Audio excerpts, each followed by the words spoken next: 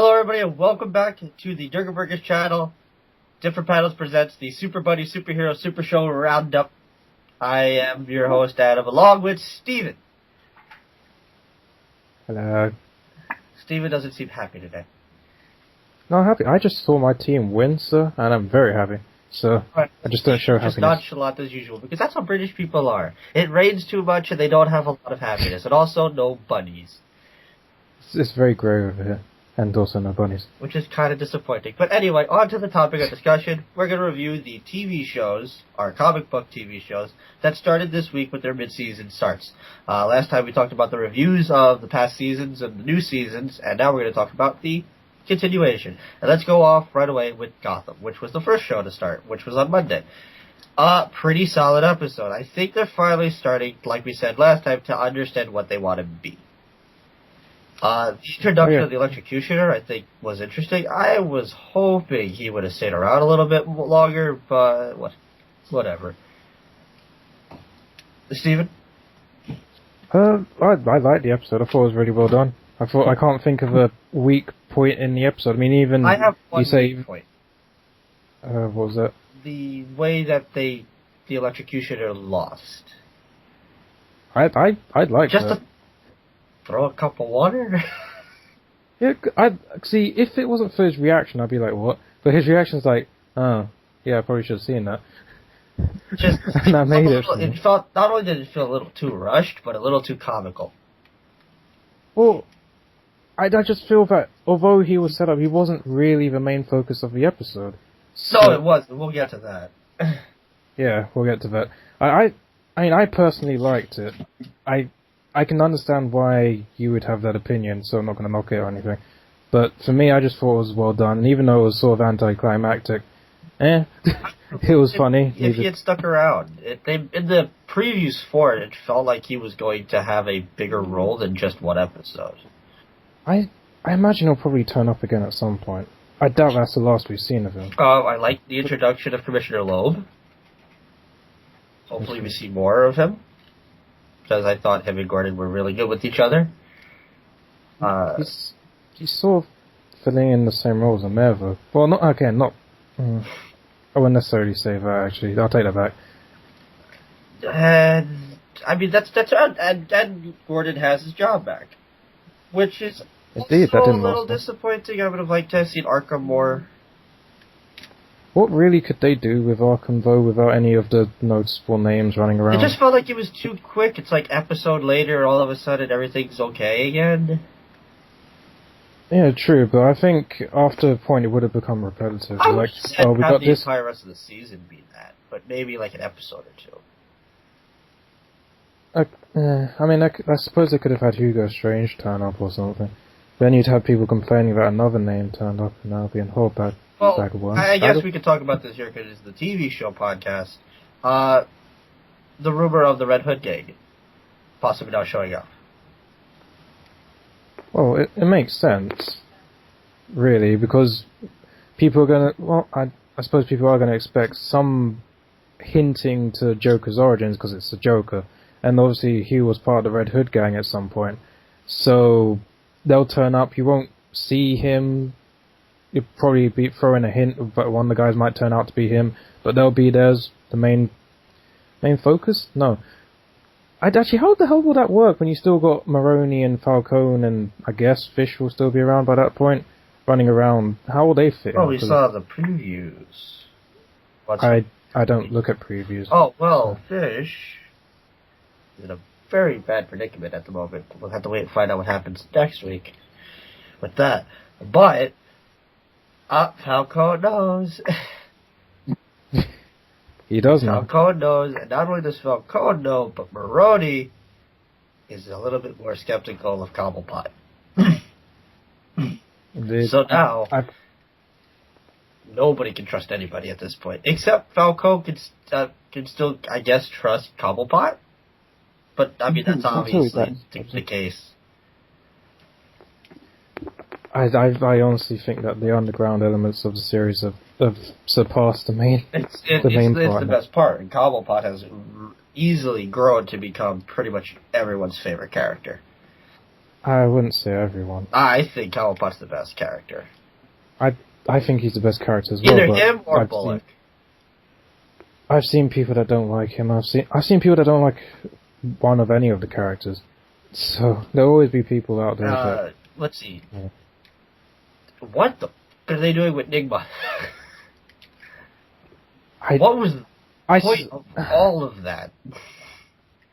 I think I'm just trying to say, I think they'll have him show his first signs of villainy against the jock. Whatever the hell he's meant. It just felt like, why here? Yeah. I completely forgot about that. Honestly, again, that was a weak point in the episode. It was a very random, not needed part of the episode. It's like, out of nowhere, here's an Enigma segment, and then he's doing the thing with the cupcake and the bullet, and it's a riddle. Well, they gotta remind us he's the Riddler, obviously. It's just like... I don't understand why they needed time to be filled. I don't know. If we're only going to get 1 week part in an episode, I'm cool. I'm fine with that. And it wasn't even bad. It was unnecessary. And another thing that was supposed to be like this big dramatic moment when they kill Liza. You don't like her, do you? Holy shit, can she not act? I'm sure that's meant to be part of her character. Yeah, sure, because fucking Falcone is like, look, it just starts choking her. And she's like, I'm dead. And I'm like, oh, I'll just shoot her in the back of the head or something. Because that was so hard to sit through for those few seconds, because I'm like, this is so badly acted. Not on anybody else's part, but on her part. I'd probably give her a benefit of the doubt. I think it's part of the character for her to be like bad at everything. Well, she's not exactly good at her job, is she? Or else she wouldn't have got choked to death. Yeah, but I mean, oh god, the acting was terrible, but the scene was great. I love that scene. And the other thing that happened in the show, God, why can't we go one episode without fucking Barbara? Okay, two bad parts to the episode. She shows up with her parents, and it's like, what? Again, what did this have to do with anything? They're setting her up on the road to redemption. Oh, yeah, because that's what we want. Obviously, there's Barbara fans out there. I've seen them. They're a small tribe in the Amazon rainforest. Those people need help. Well, I wouldn't go They back. need to get electrocuted by the electric. Because, oh my god, all of a sudden she shows up, and I'm like, oh, no. To be honest, that isn't even the first time I noticed, because I was looking up an actor from the show, from this episode, who was playing Commissioner Loeb. So I'm going through on IMDb, and I see that Barbara doesn't have a credit only next to her, and I'm like, oh, no. That explains the woke. She's gonna be in the episode. And then she's in it, she goes to her parents' house, and that's it. And then they go to the next scene, so I'm like, what's the point? Oh, wow. I thought you meant that she hadn't had an acting credit to her name before. No, she did have the credit only. She was going to be in this episode. And I was like, oh, no. And then she showed up with her parents, and it's like, what? Okay, so great. Her parents don't like her, I guess. That's where we're going with this, it seems. They're stuck-up rich people. This is generic. What the... Barbara's generic. She's stereotypical. Get her out of the show. You gotta give her a Freudian excuse to make her a redeemable character. God, I want her Adam. to be a redeemable character. I want her to leave. If this is where Barbara Gordon comes from, Batgirl, that's the wrong person to make it come from, because she's just the worst part of the show. I'm sure they can turn her around. If I swear they turned her into a villain. Yeah, cool with that. What? That'd be so, rushed and, forced, and it's like... Well, if she's a villain by the end of the season, that's not right. No, but it's forced. Why? Because her character isn't a villain in the comics? Not just that, but it's like, oh, okay, so she's a villain now. Well, it gives her something to do, doesn't it? Other than just meandering time to be around. on TV. Anyway, so all in all, episode it gets a B plus. I give it an A. It gets a B plus. There was a few things about it that I didn't really think were needed. A few nitpicks. But a solid episode to a solid beginning of the mid-season, and I'm looking forward to seeing it more. Looking forward to seeing Bob? Everything but Barbara. And at this point, anything but Nigma. Wow, you're not on the Riddler train. I'm a huge Riddler fan. I just feel like, what are they trying to do with him? You know what he's coming off as? Sheldon Cooper. Friggin' Cisco. Oh, how? We're going to call him the Electrocutioner.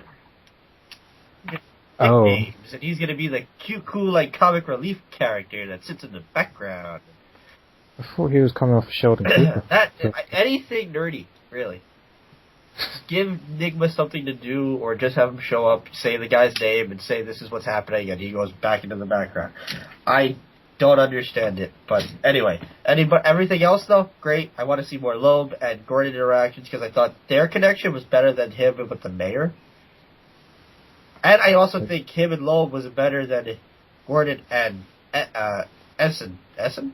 Did I say that right? Essen? The chief. Oh, right. Say it right? Well, she's not antagonist anymore. I know she's not. I think it's... And it looks like Loeb is. Peter Scolari. Awesome casting choice.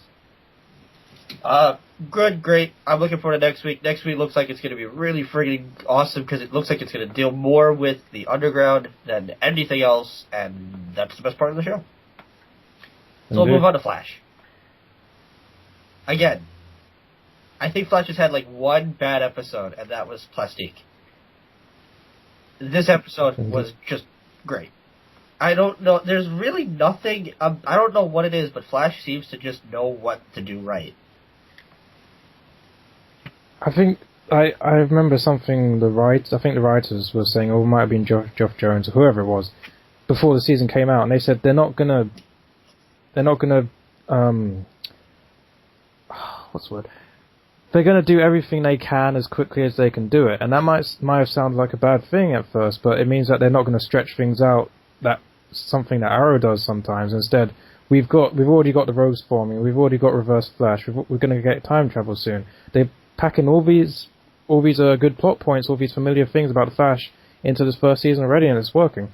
Whereas Arrow likes to draw things out a lot, and that's something I'm going to get to. It was an awesome episode. I'm excited for the rogues.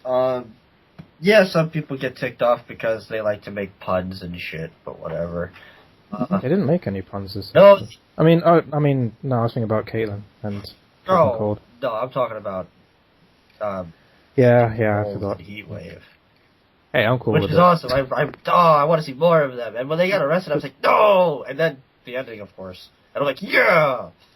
You know what? They actually feel like supervillains. It feels which great. I love. It finally feels like there's some consistency in who Flash will be going up against. And we know that the Trickster is on his way as well. Mark Hamill rephrasing his role. And apparently there's going to be another Trickster after Mark Hamill leaves that might be like he might take the mantle of the Trickster. So we have more coming towards us, and now we have Captain Cold's sister, who Golden Glider. We haven't seen anything of yet, but I'm looking forward to it. And and the best part about Captain Cold and Heatwave is that because they both had worked together on Prison Break, their chemistry together isn't like two people that are forced together. It's like they know each other, so it just makes it even better. See, it's like they're old friends. Wink, wink, nudge, nudge. Well, that's what it is in the TV show. It's just it's perfect. I'm so happy about it. And again, very great. And the beginning of the episode when he's fighting the tank with the missile, right? And there's that quick second where you see it. They show Wells, and it looks like he's about to step up from his wheelchair. And I'm like, oh, that's cool. And then he sits back down, and I'm like, it's very sneaky. And I'm like, yeah. And then we're getting more about Firestorm. Indeed, some people thought that was a bit ham-fisted. The fact that Firestorm is an acronym for something. Yeah. Yeah, it is a little bit, but at least it shows that we're getting a little bit more Firestorm backstory, and that he will be showing up sooner. Because I want to see more of it, because I really dig it. Firestorm is one of those characters that doesn't get a lot of publicity, and I think he deserves it. I'm not sure how well Firestorm's going to work in a prolonged role. I'm really Well, not. we'll see what happens when it comes. Yeah. The episode, there's not a lot about it, but there's so much good from it. I know Eddie wasn't in it that much, but I liked the bit where, he just straight up just took a shield and then ran over to Flash. Even though I don't get why he's all buddy-buddy with Flash. Yeah, all of a sudden now he's like, I fucked the anti-Flash campaign. Now he saved my life. We're friends now. If he just gave one sentence saying, "Oh, I guess he wasn't feeling right that night," or something. It seems like it was just like we retconned it really quick for no reason. I'm fine with them retconning it. Yeah, but it just felt like it wasn't like. Yeah, I don't know how to put it. Just felt like it was. It felt like they skipped. Yeah, it was like, what happened? All of a sudden, you like Flash now. But hey, gave me a cool scene at least where he just picked up a shield and stepped up, which is fun. Just like, here's, we got a shield. Agents to shoot? Oh, look at that. Fuck it. We got a little bit more with Iris, and now, Barry's moving in with Joe. We're love Joe and sitcom. Hey, Joe and Barry together just... Joe and Barry coming this fall to see... I'd watch that. I don't care if there's no Flash in it, I'll watch it. So yeah, we're gonna get more of that. Again, and also, Joe and Wells interacting while they're in the office. Again, literally, just the two of them, when they get on, you watch, you listen, it's entertaining, and you know that the two of them don't like each other. It's like they both hate each other, but they both know that both of them are like good when it comes to helping Barry. Oh yeah, there's an understanding there, even though they don't like each other.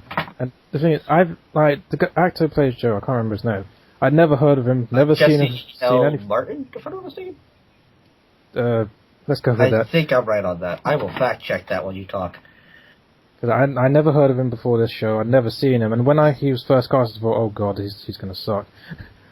But by God, I think he's the best actor on the show because he has subtle nuances to his acting where it's like, oh yeah, he's definitely gonna die. Oh, shut your mouth. Jesse Elmart. Yeah, when he does die. Kavanaugh does a really good job as well, too. I think everybody. At first, a lot of people were against Grant Gustin, not like because he's Flash, but the scenes where he's, I want to do it my way, Joe.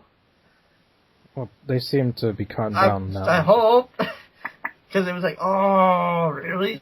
They were a bit jarring. Like, oh, Jesus, you're a grown man. Stop. Well, we're past now. I also thought it was funny when Cisco said, I called it Reverse Flash, and Wells was like, I like it. It's like, See, the one he likes, wink, wink, nudge, nudge. That's the guy. See, that's smart. Yeah, Iris is so bland. But I can tolerate Iris because the rest of the show is just 2 thumbs up. Eddie was better. I liked Eddie in this episode. I bit on the Eddie's a bland, cardboard, typical guy bandwagon where it's just like yeah, okay, cool. And now this episode was like, oh, okay, you have motive. They gave him motive. Okay. Give him a cookie. He's not just a satellite character. No, he's got something. Also, the special effects. For a budget that they don't really, it's not a huge budget because it's not one of the bigger channels. Like, if it was on, like, CBS or Fox, they'd have a big budget. But for the budget it has, the special effects are really good. With the fire, the ice, and Barry as well. Yeah, I thought that was going to be a problem going into it. But it hasn't at all. It's really solid.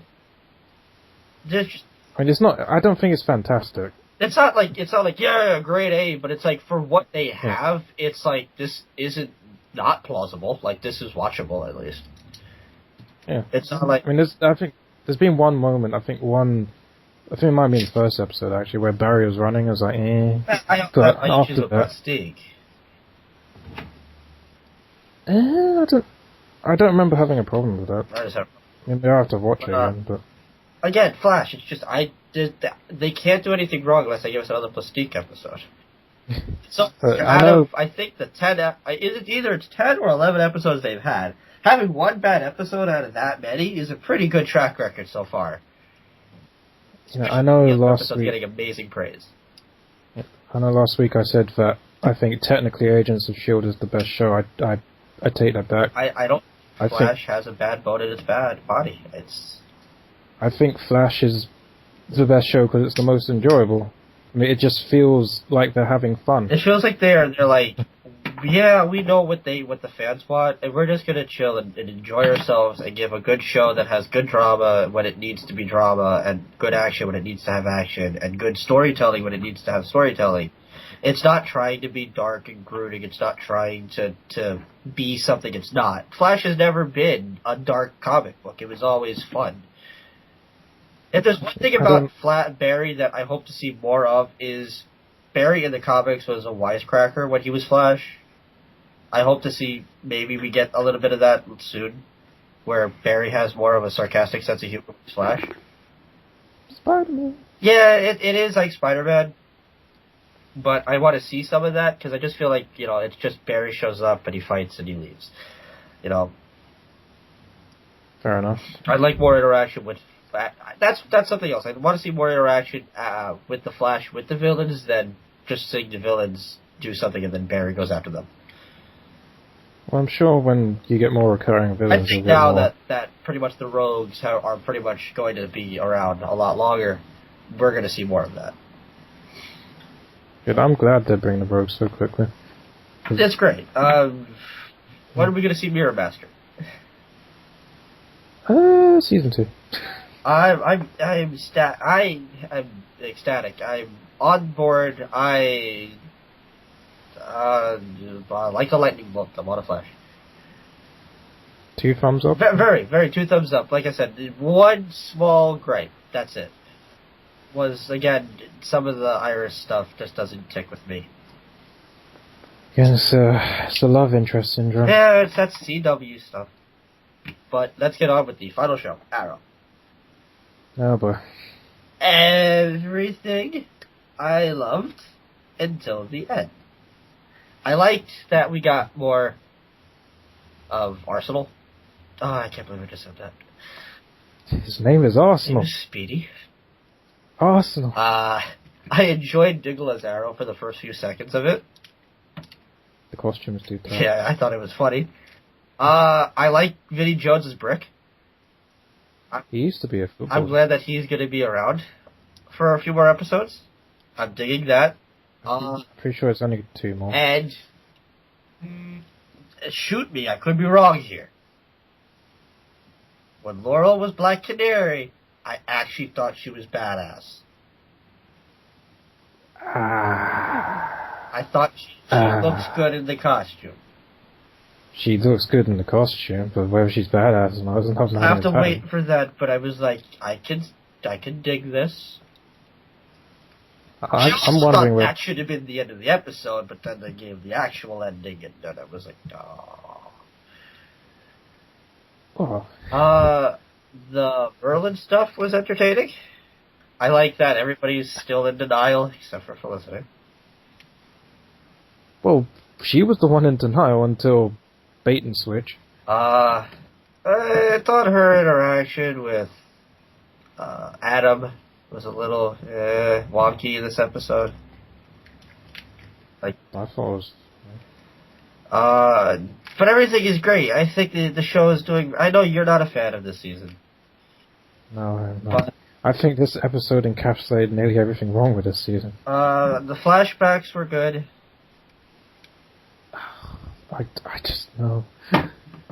I thought, for me, comparing this episode of Arrow to that episode of Flash that we just had, the Flash, nearly every single thing in the Flash is leading to something else. You have, even if it's not action, you've got guys talking, it's quick enough, they do their piece, they move on to the next part. Arrow, it drags on and Well, they're on. obviously leading to the fact that because of the ending, that she's gonna fight Ghoul again.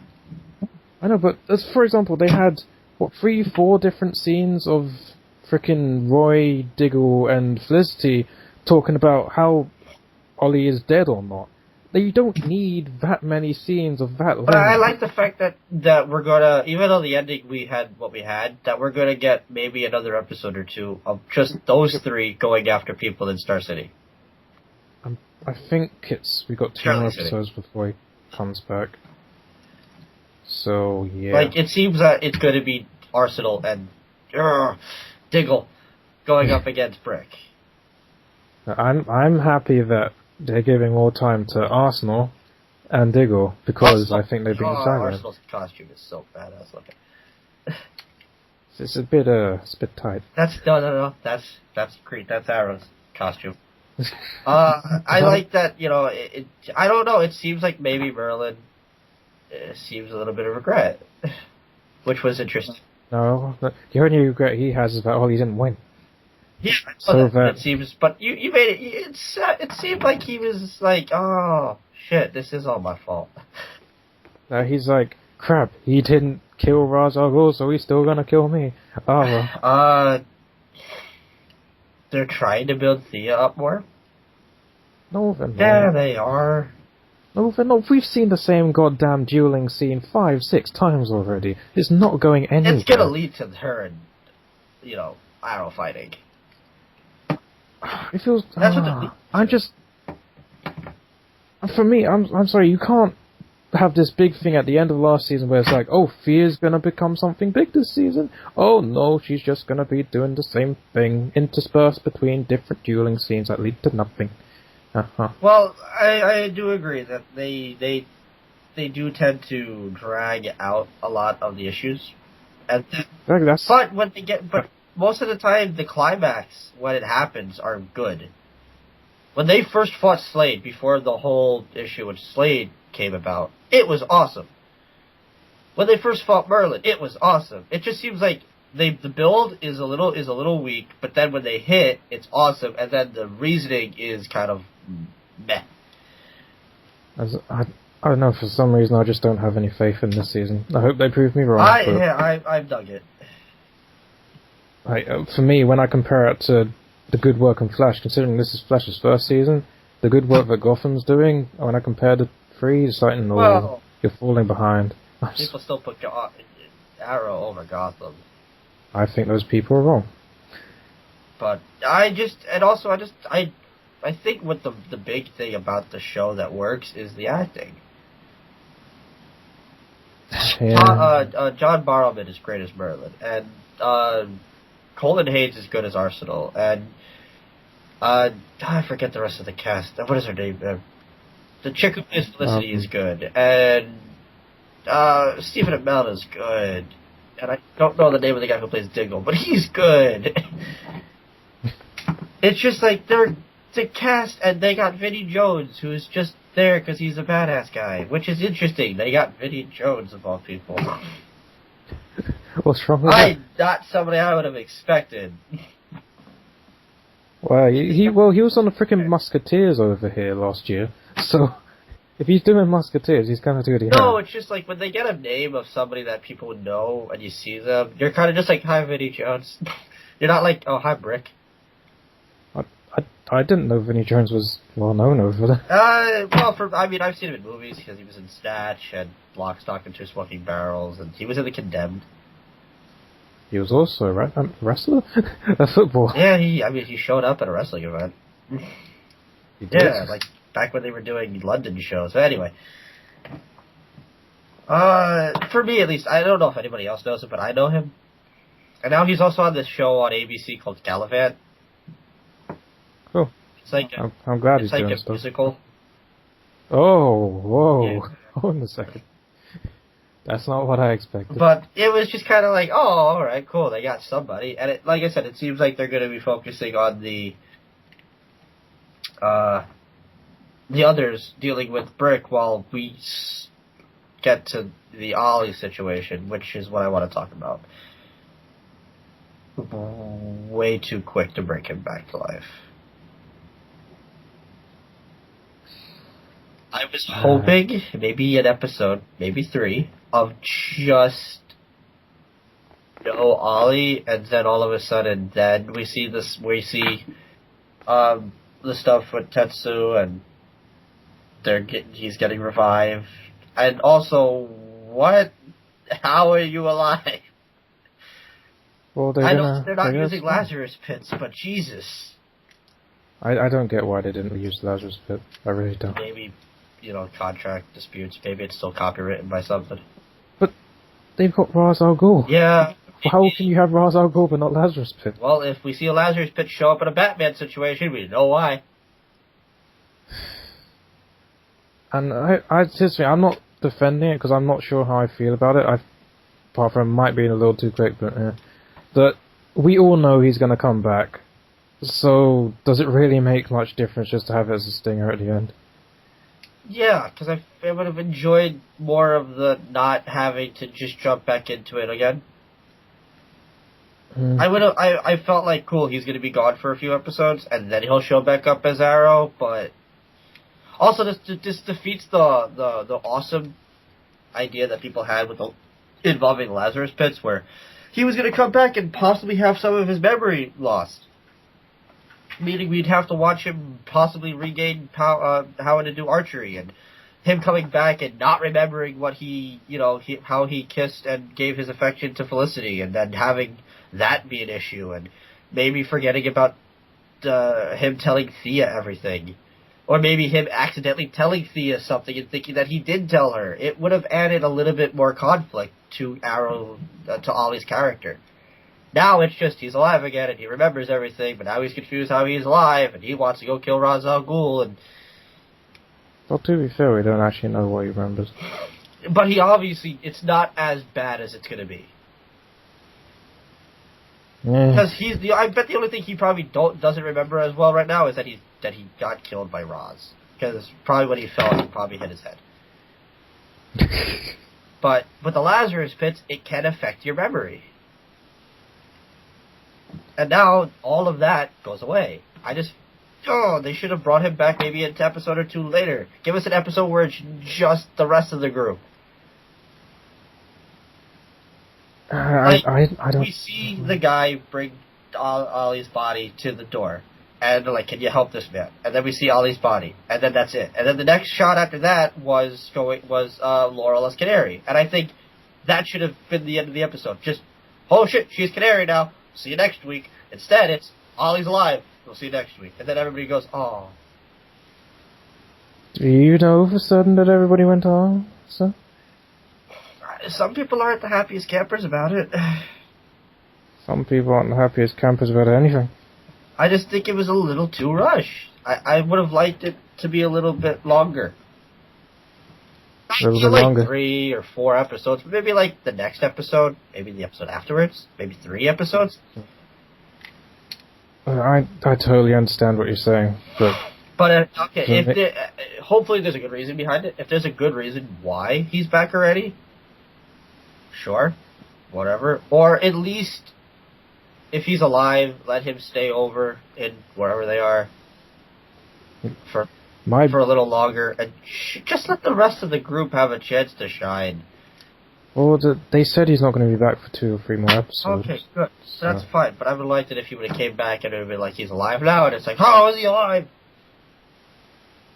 Yeah, my biggest problem with all that wasn't him being back so quickly, it was the fact that, you could have guessed that Tatsu, Katana, whatever, wasn't dead, but it just basically, it just takes urgency away from the flashback. It's like, oh, we know that, the guy... Now the flashbacks are pretty much over. No, they're not. We still have to confront China White again and get Tatsu back, or whatever the fuck happens, or the sun dies. Dragged out as the other flashbacks have been. You think so? Well, now that this is Arrow we're talking about. Yeah, true. This also means that China White's going to come back, so that's cool.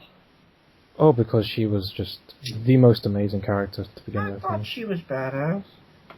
She's freaking the season 1 May of this program. Asian woman doing martial arts, and that's about it. Yeah. Oh, she wore a wig. We'll end up seeing Katana fight China White, so that's entertaining. I know we're probably going to end up getting Canary fighting China White. And she got her ass kicked. I have hope for Laurel this season. She's been pretty good. She's been there.